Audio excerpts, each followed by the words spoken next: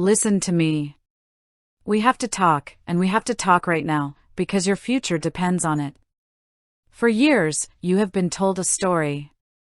You've been told that if you save up a nice little nest egg and you take out 4% every single year, adjusted for inflation, you're going to be just fine. You've been told the 4% rule is the gold standard for retirement. Well, I am here to tell you today that the 4% rule is not just broken, it is dangerous. And if you follow it blindly in today's world, you are walking right into a financial trap that could leave you penniless when you are at your most vulnerable. I want you to think about when that rule was created. It was the early 1990s. The world was a different place. Interest rates were different, the stock market was different, and life expectancy? People weren't living as long as they are now. Today, we are dealing with a global economy that is shifting under our feet. We have technology like AI changing how companies grow. We have inflation that, while it may be cooling slightly, has already baked in a massive increase in your cost of living. Economy, 2026. If you think a rule from 30 years ago can handle the volatility of 2026, you are mistaken. The fear you feel when you look at your account statement? That is your gut telling you that the math doesn't add up anymore. And you're right.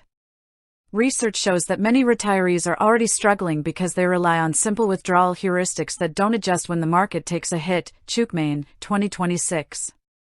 If the market drops 20% and you still take out that same 4% plus an inflation adjustment, you are cannibalizing your principal. You are killing the golden goose. So, what is the question you should be asking? It's not how much can I take? It is how do I create an income stream that I cannot outlive? We need to move away from rigid percentages and move toward dynamic spending. One of the most powerful tools we have now is something called guardrails or adaptive rules. Instead of a flat 4%, you look at your portfolio's performance. If the market has a great year, maybe you take a little more. But, and this is the hard part, if the market is down, you must have the discipline to cut your spending. You don't take that inflation raise. You tighten the belt so your portfolio has a chance to recover. But I want to go deeper. Because for many of you, the 4% rule fails because it doesn't account for longevity risk. You are going to live longer than you think. This is why many experts are now looking at annuitization or pooled income products. Monk, 2026. I'm talking about taking a portion, just a portion, of your money and turning it into a guaranteed paycheck for life. Not a variable one, but one that is there no matter what the S&P 500 does. And for those of you who want to keep your money in the market, look at ARVA strategies, actuarial real variable annuity methods.